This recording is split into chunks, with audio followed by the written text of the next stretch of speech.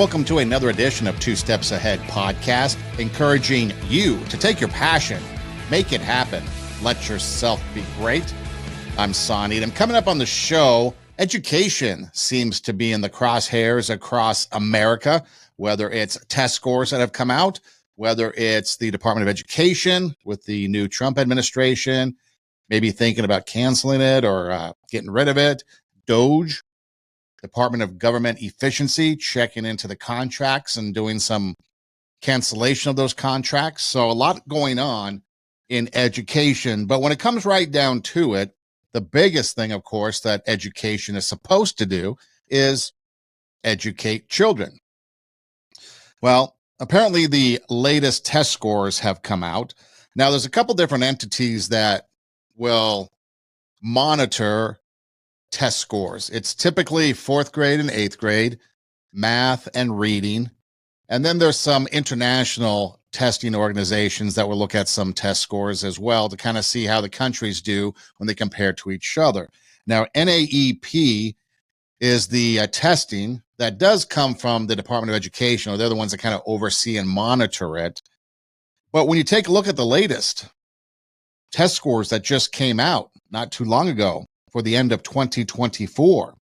These test scores for fourth grade show that the average reading score for the nation for fourth grade is 2 points lower compared to 2022 and 5 points lower compared to 2019. So the trend is that it's continuing to slide. Now, for eighth grade, the same testing for the nation shows that eighth grade has a 2-point slide from 2022 and 5 points lower than 2019. So basically on that same slide. So fourth grade and eighth grade declining or on a slide in the negative when it comes to their reading proficiency at grade level. Now, when you take a look at it as well, you dig a little deeper, you start to realize that the eighth graders that were tested were the fourth graders, possibly, depending on what year they ended up testing for that fourth grade a couple years ago.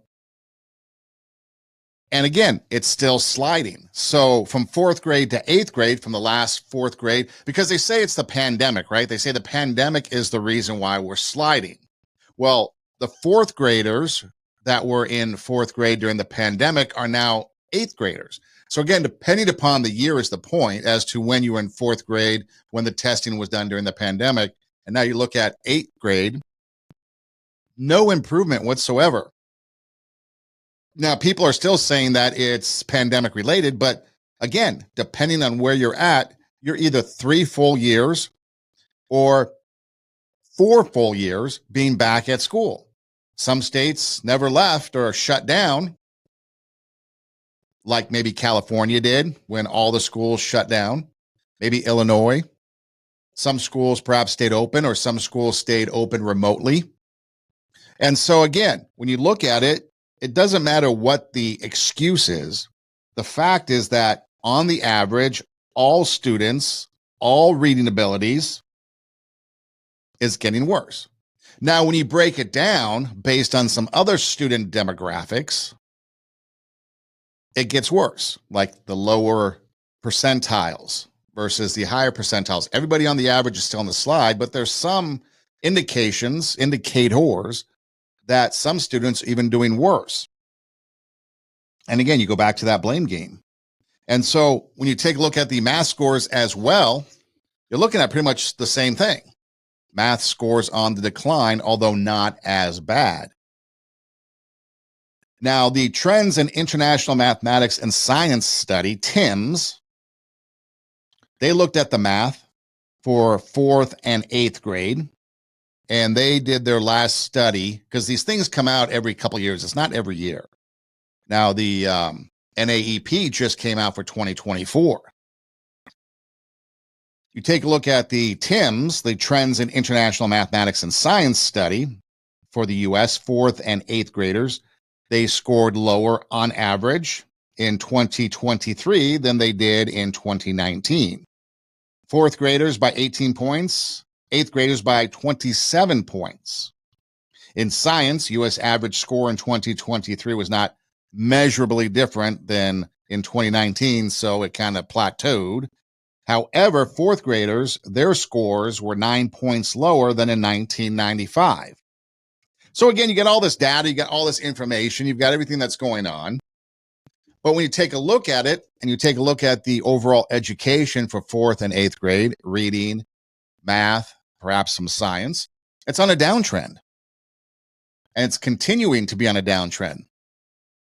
What's to be done? What can be done? A lot of excuses going on, a lot of people pointing fingers, casting blame. Now, again, this isn't a one-size-fits-all problem. This is a national level that we're looking at across all 50 states. Some states, a little bit better than others. Some demographics, a little bit better than others. But the one bright spot that maybe blew the bell curve, there's only one state that improved, and that was Louisiana. Louisiana, the only state to recover its pre-pandemic scores in reading and actually improving 6 points above 2019 results. So 2019, you had some testing, pandemic hits, you dip in your scores apparently. Now they boosted way up from their 2019 scores, and who knows what the 2022 scores might have been. So you look at their improvements, 6 points since 2019. Now, the Pelican State jumped from 49th place overall nationwide to 32nd. So now they're up to 32nd on the list. It's the only score, or it's the only state to score at pre-pandemic levels in reading, improving 6 points, and also in other areas. So what, especially in reading, is Louisiana doing to make their scores better? Well, first off, what they've gone back to is the basics, as they call it. There is a researched training that apparently all teachers K through 3 was supposed to do. Okay. So it focuses, at least this training, they say, focuses heavily on methods to teach phonics and phonemic awareness. Old school principles that many educators have abandoned in favor of detrimental, balanced literacy principles like memorization, picture power, and guesswork. Obviously, there's a little bit of an opinion in that statement that was released in the news article. But again, you're getting back to old school principles. You're getting back to phonics and phonemic awareness, and you're starting to see an increase in literacy in the state of Louisiana.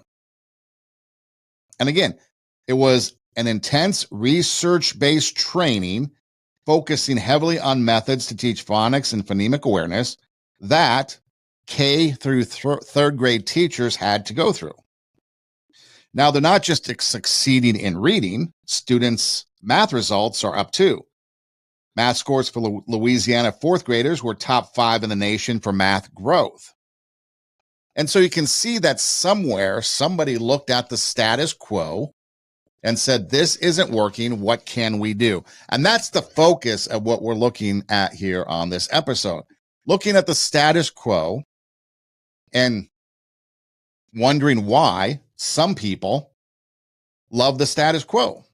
Why won't they change? I mean, you look at Louisiana, for example, not only did they get their scores to improve by going back to the basics, as they say it, they passed a state law requiring in-school high-dosage tutoring services for kids in kindergarten through 5th grade. What's high-dosage tutoring and what qualifies for high-dosage tutoring? Well, every student in K through 5th grade who is not proficient in reading or math has to receive high-dosage tutoring throughout the week to improve those outcomes. Makes sense, doesn't it? There's some kind of out-of-the-box thinking that these students aren't proficient. We need to get them up to proficiency. Let's get them some tutoring. Also, a new state law mandates that 3rd graders who are far behind their grade level in reading must repeat 3rd grade. It's a merit matters philosophy, unlike the No Child Left Behind. Kids who can't do the work in one grade shouldn't automatically move up to the next, but it's been happening for so long. If you can't get the work done in third grade, obviously you're not going to get the work done in fourth grade. Mathematics, if you can't add, then you can't subtract. If you can't add or subtract, you can't multiply or divide. It's pretty basic, pretty simple. If you don't know the alphabet, you're not going to be able to read or write. So it's all foundational. So if one kid can't pass third grade proficiency, they don't get passed on. They have to repeat third grade. How many times? Well, I guess it depends on your age. But let's just say pre-George W. Bush, No Child Left Behind. How many times did you see a student repeat a grade? Maybe it wasn't a whole lot, but it was a lot more common than it is nowadays because you just pass them on. So Louisiana doing something different outside the box. The final piece of the puzzle is universal school choice that has been signed into law. Now, states' parents, or the parents of kids in the state of Louisiana, can pull their children out of failing schools that refuse to go back to these basics. So not only do you have students improving their scores, so much so that you jump from 49 to 32nd on the list, which is a pretty significant jump in reading, and they're in the top 5 in math growth. And you look at what they've done. K through third grade teachers have to do an intense training in research-based phonics and phonemic awareness. People are starting to read. Old school principles, they say. You have mandated high dosage tutoring for students that aren't proficient at grade level. And then you're not automatically passed on to the next grade if you can't pass the current grade that you're in. And if your school blows, we'll get you another school. We'll find you one that's going to work for you. That's kind of out of the box thinking.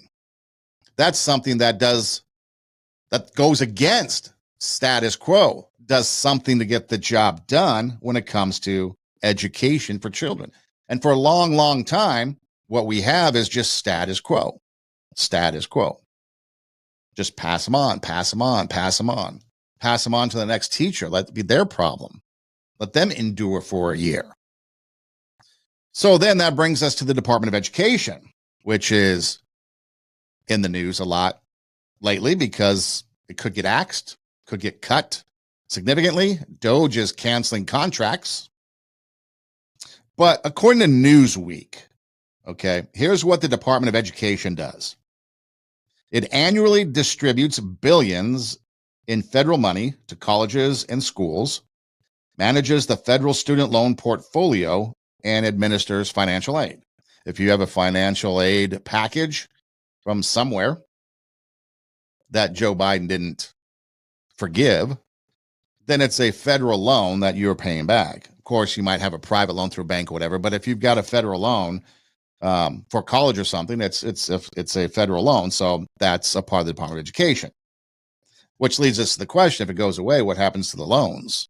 It's kind of a gray area. But nonetheless, billions of dollars. It oversees the NAEP, tracking student achievement, which we just talked about. And it does research on most aspects of education, which are then given off to teachers and educators across the country. It also makes recommendations for educational reform. Again, this is according to Newsweek, what the Department of Education is. The Department of Education also plays an important regulatory role enforcing civil rights statutes to ensure equal educational opportunities for all students, ranging from those with disabilities and limited English proficiency to low-income and homeless kids. So that's Newsweek's definition of the Department of Education. So if you're looking at the Department of Education from the lens of Newsweek, has nothing to do with curriculum, has nothing to do with teacher hire, has everything to do with distributing federal funds, and basically then being somebody that's going to kind of, I guess, look out for irregularities. They have no, Congress passes the laws. So you have things like Title IX, for example, that we all have heard about lately as well. Congress, the House of Representatives, allocates funds. So all the Department of Education does is pass out those funds, which most people say come with strings attached. That's where they can enforce regulatory rules on certain things like DEI and woke ideology, amongst other things. The Department of Education has a $242 billion budgetary resource at their disposal from last fiscal year, according to USA Spending. And a bulk of that, about $180 billion, goes to federal student aid, student loans. So you've got kids failing. The trend continues, except for Louisiana, but the trend continues that our kids are becoming more illiterate, not able to be proficient at grade level for 4th and 8th grade. And when you look at this particular 2024 year, it's quite plausible that those 8th graders were 4th graders during the pandemic. That's why a lot of people kind of excuse it, saying it was pandemic related. But remember who closed the schools. Remember who shut down the schools, kept kids from getting educated. You can debate that later. But they still haven't increased. Because if you're coming out of the pandemic and you're a 4th grader, and now you're a 5th grader, 6th grader, 7th grade, 8th grade, where's everybody been the last 4 years trying to get these older students to read? If you're trying to get 1st, 2nd, 3rd graders to read and they've lost a year or two, I could imagine that might be a little bit more difficult. But if you're dealing with students that went through kindergarten, 1st, 2nd grade pre-pandemic, 3rd, 4th grade, maybe they missed out some, but now you're 5th, 6th, 7th, 8th, why wouldn't you be able to get them back into reading and bring those proficiency levels back up? That is the question, the mystery. And I don't have an answer for it. But you've got students not proficient, illiterate. You've got a Department of Education that just oversees money.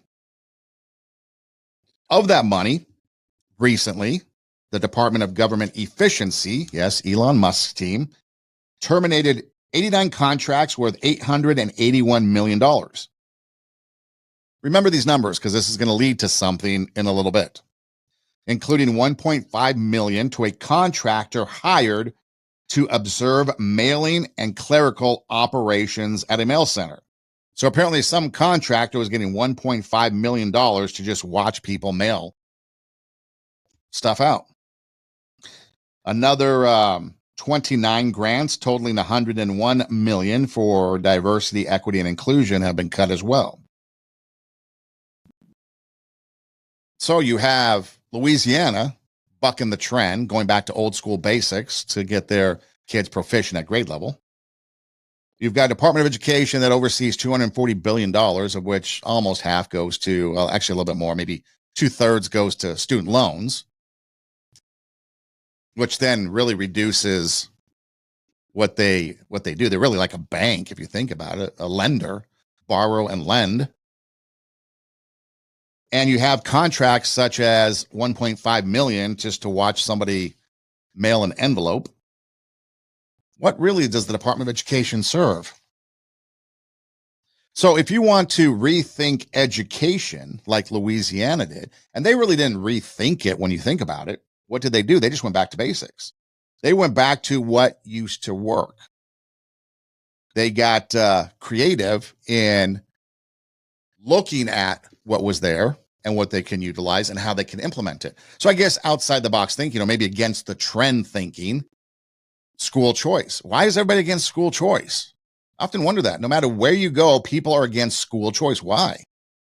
Why are you against school choice? If you're not cutting it as an educator, if your school isn't cutting it as a center of education, why not allow students to go someplace else to better their education? Because it's not a student-centric ideology that we have in education these days. It's teacher-centric, administration-centric, union-centric. Kids are just pawns in education these days. We've seen it for the last number of years. But when you take a look at student-centric education, you look at teachers going back to the basics. You look at providing funding to the schools so that they can do maybe high dosage tutoring. You allow schools or parents to change schools if they don't like the way their school is. So when you look at classrooms today, it's the same type of classroom. It's been around forever, 4 walls. Back in the old days, technology was those transparency things that you put the clear sheet on, you can write on it, and launches it up onto the screen. Well, a lot of classrooms, you still have the screen.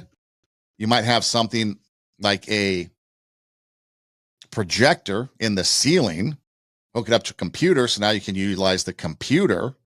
But we really haven't advanced technologically in the classroom. Sure, people have iPads, but we really haven't gotten really interactive, have we, in the classroom? So why not create interactive learning environments in the classroom?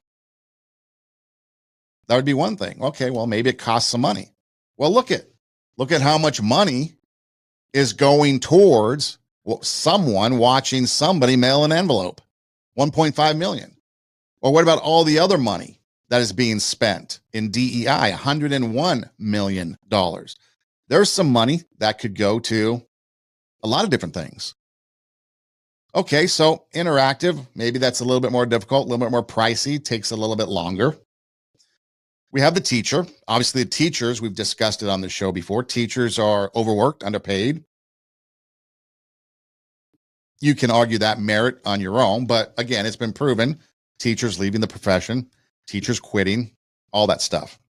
So, what if you were able to create TED Talk-like series, depending on the grade level, obviously? Or have you ever seen Math Antics? The dude on Math Antics that sits there and teaches you math, and it's all interactive on the computer screen. You're watching a video, but he has all this interactive stuff going on to show you exactly how it works. And then there's some worksheets to go along with it. Why not have some sort of educational video series where you can tap into business leaders, market leaders, entrepreneurs that are in the world? I know Elon Musk isn't a very popular guy right now, but he's the richest guy in the world. Tesla, Starlink, a bunch of other things. Would it not be profitable, education-wise, not money, education-wise, learning-wise, for students to listen to him? Why not create videos, a small video series with people like Elon Musk, maybe Kevin O'Leary, Mr. Wonderful from Shark Tank? Or about Warren Buffett and the financial guru that he was, or Jeff Bezos, Mark Zuckerberg, Tim Cook, talking to students about things where they can learn business, they can learn social media, they can learn whatever it is that they want to be taught that goes beyond the classroom. And again, if you're at the high school level, it could be a little bit more advanced. If you're at the elementary school level, you can obviously find appropriate funding. I mean, heck, $20 million went to Sesame Street in Iraq. I'm sure we can fund $20 million for a show here where you get some of these experts in whatever it is, the subject matter that you want the student to learn. And it's not that the teacher's doing the bad job and it doesn't replace the teacher, but how often or how many times have you as a parent or you as a teacher or you as a coach or you as anybody told somebody, a young person, your child, your player, your student, whatever, one thing? You tell them this over and over and over again. They don't listen. They hear the exact same thing from somebody else and like, oh yeah, that makes sense. I'm going to do that. Well, you've just been beating your head against the wall trying to explain the exact same thing, but it didn't make sense coming from you. Somebody else hears it, or they hear it from somebody else and like, yeah, okay. That's what we're talking about. Talking about bringing in other resources to allow students to learn from somebody different. Maybe they're a little bit more attentive. We have a world of AI, and hopefully one day we can create things, input things into AI and create interactive lessons through AI. But doing other things besides just paper-based learning, paper-based assessments. And that's hard to do because you have to think outside the box. What about Rodney Sachs? Do you know him? Do you know his name? Rodney Sachs? Do you remember Hanson's natural sodas? Maybe, maybe not. It was supposed to be the healthier beverage to soda. No? Monster Energy? Yeah. Rodney Sachs, founder of Monster Energy, that used to be Hanson's natural sodas. So he went from the natural sodas to now the energy drinks. And I think he has a big share. You know, he was fighting Red Bull and all these other things when he first started Monster. And now there's a slew of other energy drinks out there, Bang, Celsius, so on. But he transitioned from one to another. And now it's one of the most profitable businesses, especially in the food and beverage industry. So you can have these video series, lectures, so to speak, or whatever they do of these experts in the field. Or what about partnerships with places like zoos, planetariums, observations or observatories, children's museums, other museums, other learning entities in your city? I mean, we go on field trips maybe once a year, and maybe we go someplace and hey, that was it. But why not all the time? Why not utilize those resources at the zoo? Biology, botany, whatever else is relevant. What about the planetariums or the observatories? You can learn about stars, the planets. What about the children's museums? They have a lot of interactive stuff, right? That might not be something that's done every single day, but could it not be done more often than not and utilize them as educational tools? Because then students are going to learn. I actually read something the other day that said you teach a student something, probably won't learn it. You show them something. I guess it's the doctor's analogy, they call it, or surgeon. You show them a surgery. Okay, they probably didn't learn much. Make them do the surgery. Oh, now they're learning a lot. Have them teach the surgery. Now you really know your stuff. It's kind of that mentality. If you bring a student along and you're just instructing them, not going to learn a whole lot. But if you get them to invest in it, you bring yourself along with them, you get them involved in learning or whatever it is that you're doing, but you get them involved, hands-on. It's going to be a lot better process of learning for them. And that's what these planetariums, observatories, zoos, museums can do. Again, where do you get the budget for transportation? $240 billion from the Department of Education. I know some of it goes to student loans and whatever, but there's money out there. Just look at what the Department of Government Efficiency has been doing. $20 million for Sesame Street in Iraq. $1.5 million for watching somebody mail an envelope. All that money that is being wasted. All that money that certain political people are trying to defend and get Elon Musk from exposing. The $2.7 trillion wasted since 2003. And if you are a conspiracy theorist and you believe that $3 trillion went missing from the Pentagon prior to 9/11, almost $6 trillion of money mismanaged. $521 million a year, according to the Trump administration, just being wasted. Okay. It's time to take that. What about the billions that went to the Ukraine war? It's time to take that money and invest it back in us. Education is a great place to do that. You can utilize money for field trips. What about buses? Have you ridden a bus, a school bus, a yellow school bus lately? It's the same technology as years ago. Why can't we invest in buses that are beneficial for kids? Again, outside the box thinking. The other thing you can do, you talk about, okay, we can't really do too much interactive classroom environments right now for whatever reason. You got the iPads and computers, and that's going to be limited. Okay. You've got resources in the cities. Some places have aquariums. You can throw that in there. Okay, you got that. But what about the high dosage tutoring? Well, you've got retirees. You got people that can volunteer their time. A lot of schools have, in some version or another, a paraprofessional, somebody that's not quite educated like a teacher, but they come in and they help out academic support. And they do get paid. But what about having volunteers come in and help tutor, read, basic math, whatever it is? Could we not use the community to help? I mean, didn't somebody somewhere say it took a village? Not that we have to go that far, but we can have volunteers come in, parents come in, read.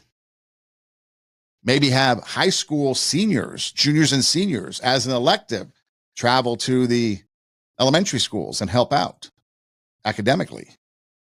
There's a lot of things you can do if you think outside the box. So many community resources available, but they get shunned at schools. Now, I understand safety is important. We're going to touch on that. That's the next thing we're going to touch on. But you got people like paraprofessionals that may or may not have anything to do with that school, or substitute teachers that may or may not have any connection with that school. You vet them. Just like anything else. You vet them. Let them come in. Let them help out. And now you got high dosage tutoring going on inside the classroom or inside school grounds.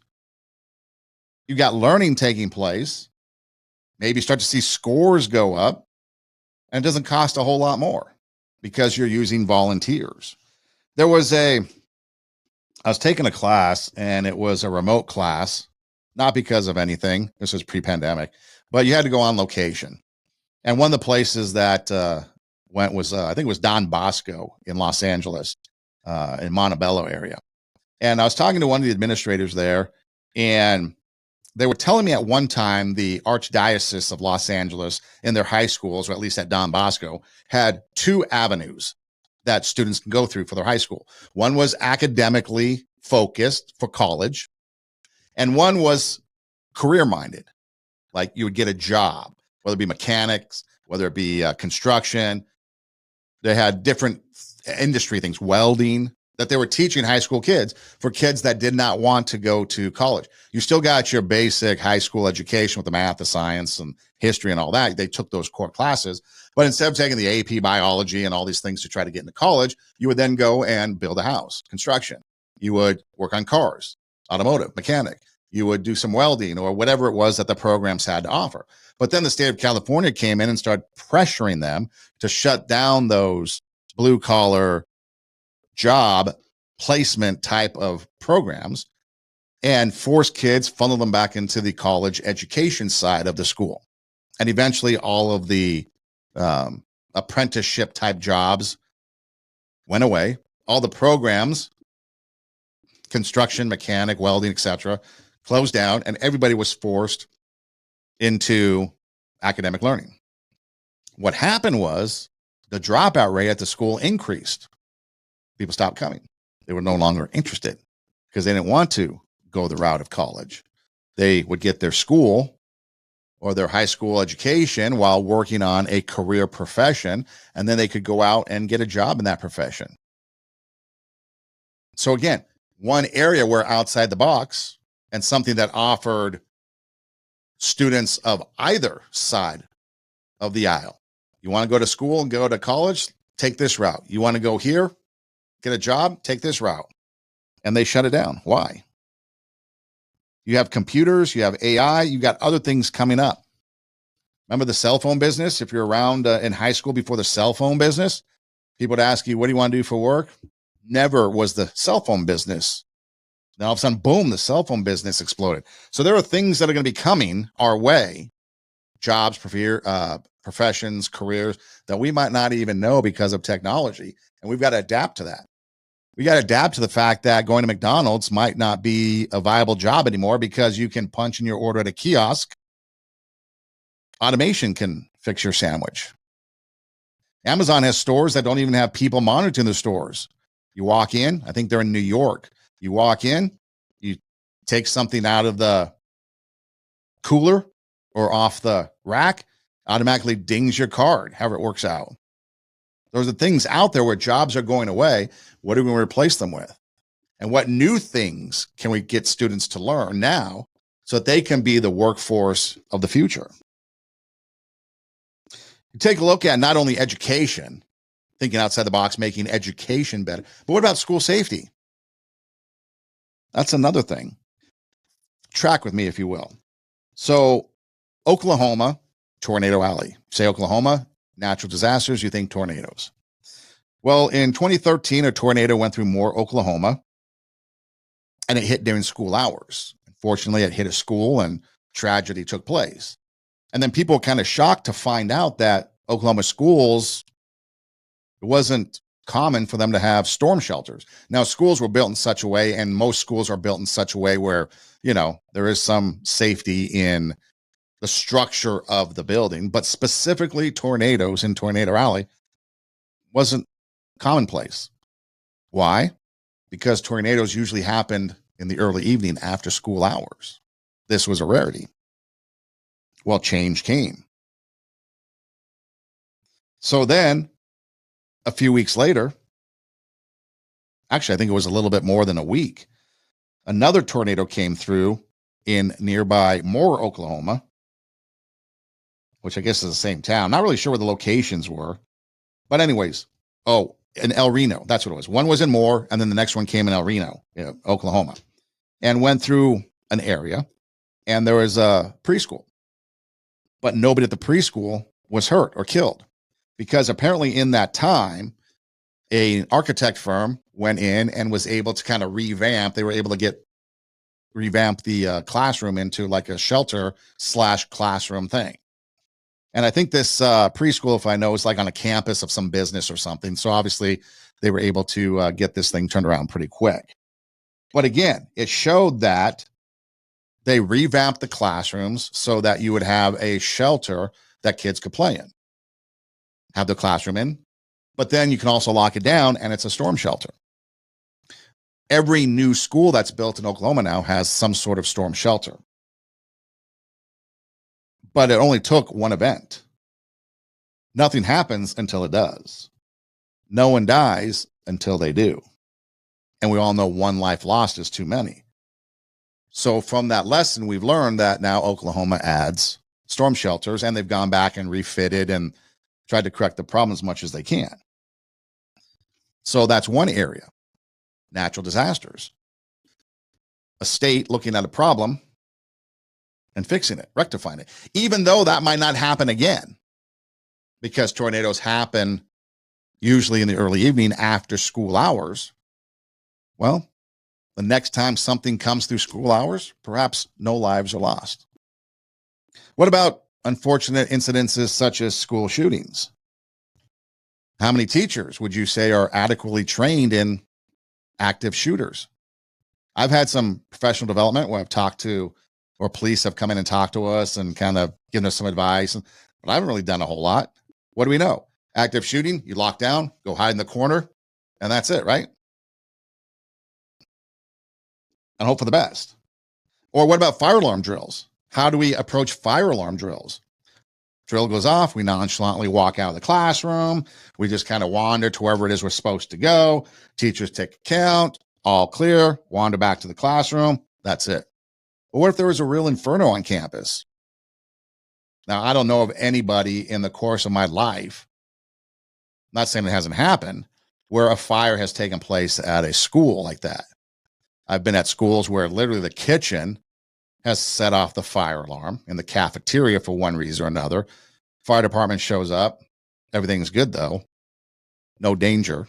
But again, no real fire has broken out. Now, we just saw Los Angeles not too long ago with their wildfires, Altadena. You also have Pacific Palisades. So again, you had schools that had to flee in the Pacific Palisades area, for example, schools that have burned. But what I'm talking about too is an in-school fire. An in-school fire that pops up, nobody knows about it, fire alarm goes off, and you go. Are we going to take it nonchalant, or do we get more serious about it? Well, let's take a look at the Parkland shooting, Stoneman Douglas High School, some lessons that were learned. Because we're thinking outside the box, we're changing, like Louisiana, we're changing the way we do education. And when we look at the Department of Education and other places, we've got funding for it that we could use. You think about it. So I was watching a documentary on the Stoneman Douglas High School shooting, the Parkland shooting. Nicholas Cruz enters a 3-story building on campus, the first floor. He starts entering classrooms and tragedy strikes. Students on the second floor, however, heard the shots and they did lock down like they're supposed to. So the shooter goes up to the second floor, doors are locked, doesn't see anybody, it's quiet. And he actually says on camera, at least you can kind of hear him say, there must be nobody here. So he goes up to the third floor. Well, the third floor, they never heard the first floor shots. And at the same time, supposedly, the teachers were informed that there was going to be a fire drill at some point during that day. Well, as the shooter was approaching the third floor, apparently saw someone engaged. Tragedy happens.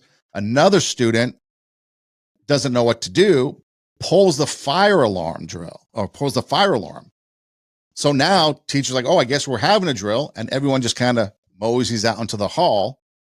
And there's the active shooter. Unfortunate event. But as the story unfolds, the shooter, Nicholas Cruz, somehow ends up in a corner room, like a lounge area or something.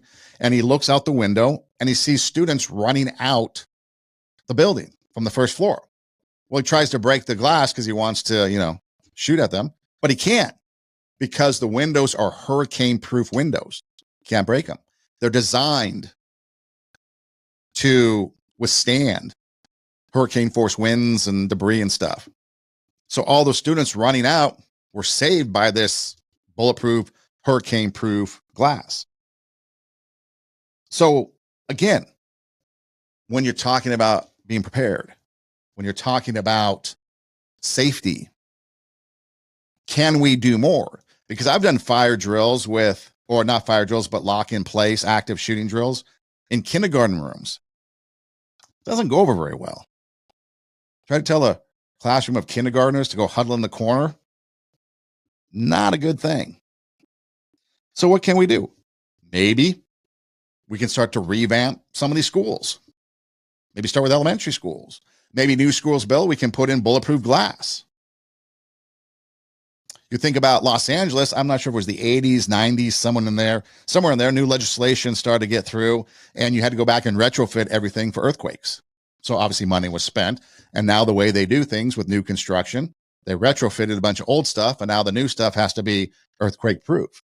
Improvements cost money, save lives. But you had lessons learned from these shootings. And you take a look at a school in Indiana. There's a school in Indiana. The safety measures are this. Security breach. At Southwestern High School in Indiana, the kids drill. I see they're all running past this red line. What is that?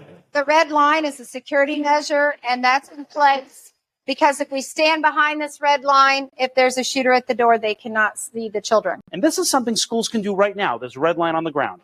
Absolutely. But here they go high-tech too. The classroom doors are bullet resistant and cameras, so many cameras everywhere. And it's not just school officials watching either. They're connected live with the sheriff's department 10 miles away. Authorities can track an intruder in real time. Every teacher here, you have your own panic button. Yeah, we all wear a fob in case there's a security breach. We can push this button and the entire alarm system goes off in the school. And something else I actually want to show you real quick. When that happens, every classroom has a box like this, also hooked up to the sheriff's department. The teacher can flip help if they actually see the suspect or they're in danger, or they can flip safe if the kids are safe. In 2015, I tested it, playing the intruder. Showing a male subject in a blue suit. If I was a real intruder, I couldn't get into a single classroom. They're all locked. Every last one of them. But the biggest counterattack is yet to come. He's walking towards exit 14. I'm going to launch the hot zone. The school's secret weapon, called hot zones, exploding smoke cannons hidden in the ceiling. Cops can deploy them in an instant. Whoa. There is smoke. It is loud, and it's meant to disorient the suspect. I mean, look at this. The smoke is filling the hallway. You can barely even see me. Whoa. The other amazing thing is they're watching the suspect on real-time cameras, so no matter where the suspect goes, they can keep setting off these hot zones so he stays blind. The system is expensive, $400,000, but school officials say worth it in this scary new world. Jeff Rawson, NBC News, Shelbyville, Indiana. So there you have one high school in Indiana, hot zones. may not be affordable for schools, but what about bulletproof doors? There's times as a substitute teacher, I've gone into classrooms, and the first thing I do is I do look around the classroom to see what the exits are and what's the safety issues and things like that. And I'm looking around, I'm like, wow, this is all glass. There is nothing that's going to save us. It's like, we're not locking down. We're getting the hell out of here. That's how we're going to survive. Other places like, oh yeah, we go lock down that corner. No one ever know we're there. And it's a brick wall to boot. We're pretty solid. But again, bulletproof doors, hurricane-proof glass. That becomes, in essence, bulletproof glass. Some things like that could help prevent the loss of life. You remember Uvalde, the school shooting at Robb Elementary School? Well, another documentary I was watching, and the police were in the hallway, and they know the shooter's at the other end in a classroom, barricaded in with some people, I think a teacher and some students. But they're in the hallway trying to figure out what to do. Next thing you know, they start to realize that, wait a minute, in these classrooms, there's still students and teachers. They had not realized that the school had not been evacuated. So again, lockdown, quiet, when done right, obviously it works. So there's some things we can still implement and use. So they had to get all the students out through the outside windows and evacuate them. But again, what can we do to increase the measure of safety? So you have places that do have things that work, such as quiet lockdown in place. But what about other safety issues like bulletproof glass, bulletproof doors, automatic locks, maybe a fob? Because maybe it doesn't have to be an active shooter. Maybe it's something else where the teacher can just press the fob and notify administration something's going on. I've been in some high schools, subbing in some high schools. They're huge. Never been there before. First time there, I'm like, where am I? How do I get to and from wherever I'm at? If there is an emergency, and I've been in places where we've had to lock down for whatever reason. Not school shooting, but we've had to lock down because of an incident taking place with students outside the classrooms in our vicinity. So we have to lock down. Never have to hide in place, but we just had to lock down. But if I had to evacuate, I don't know where I'm going. So again, the fob thing, could that not be easy enough? If you have an issue, press the button. Instead of having to run over to the door or grabbing a phone and picking it up, push the button and security comes running because they know exactly where you're at. Or what about this? Did you know this? That after Sandy Hook, the shooting in Connecticut, that a group of people put together a Say Something anonymous reporting tip? So basically, you can call a hotline, which is actually 1-844-5-SAY-NOW, 1-844-5-SAY-NOW, and report a tip that maybe something's going on. You can get the app, download the app, and put it on your phone and report a tip. And I think you can also do it on a website. But here's the thing. Valentine's Day, February 14th, 2025. So depending upon when you hear this and are watching this, somebody called in a tip saying that there could be something going down at a school, a shooting on Valentine's Day, 2025. It was thwarted. The tip went through the process and eventually went to local law enforcement who found the person. And sure enough, it looked as if the person was gearing up to do a school shooting, and it was prevented all because somebody said something. And what did they do? They called a number, 1-844-5-SAY-NOW, anonymous tip, talked to somebody directly who in turn, while the person was on the phone making the tip, was able to contact the FBI. The FBI was able to contact local police, and it went from there. That's how quick it went. So again, outside the box thinking. So the parents of Sandy Hook decided to take some steps. Now, okay, think of this. So the $400,000 is too much for the hot zones. Okay. So that's fine. I understand that. But what about something like this? Can you explain to our audience exactly how this safe room works? Yes, ma'am. It's a ballistic resistant room that is tucked away inside the corner of a classroom. And it's covered with dry erase board material. You can use it for everyday classroom instruction. right up until time of need. And in the time of need, when the alarm sounds or the drills are put into place, a teacher can pull this, as you see here on the screen, and in under 10 seconds, it's deployed. The entire classroom can fit inside. When they close the door, you are now protected from gunfire, which allows our first responders, whether it's a resource officer or otherwise, to accurately and effectively do their job without having to worry about hostage situations and friendly fire. We can aggressively go and neutralize the threat. And that's the key. And we want to be able to give that little bit of peace of mind back to our parents that are dropping their children off for the first day of school. That's an unnerving time right now in today's world, and we would really like to reverse that. I know what you're saying. Can I quickly ask, is this rated for assault rifle fire, AK-47s that are so often used in school shootings? Yes, ma'am. It actually is. It has an NIJ level 3, which stops AR type rounds, AK type rounds. So basically, what it is, it's like a whiteboard that you can actually write on. Has whiteboard material, but it's from floor to ceiling.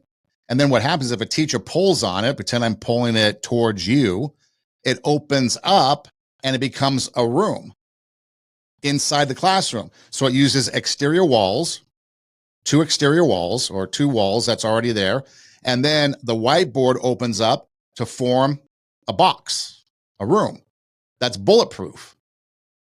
And everyone can run in there. So if there's an active shooting, lock the door down, everybody runs into the room, the teacher pulls out, takes 10 seconds to open, everyone runs in, teacher locks the door, there's no knob or anything on the outside, so it can't be entered from the outside, it has to be opened from the inside.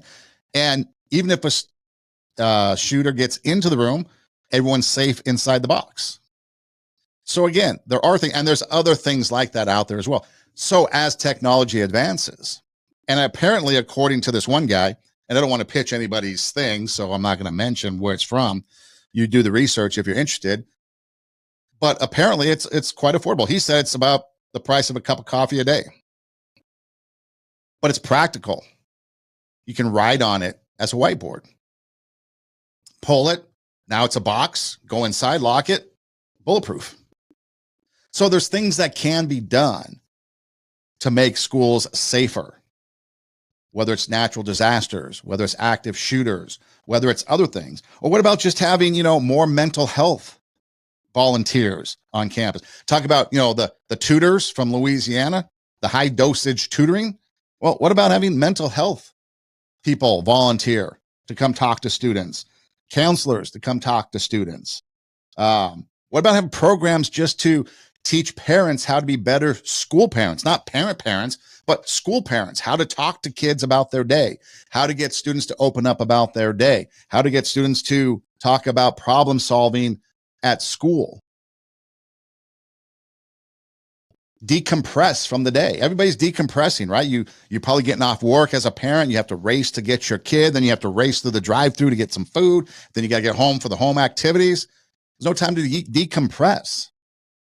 I think that was the one thing that I did kind of enjoy, because when I went to school, elementary school, high school, I had at least about a 10, 15-minute drive from home to school.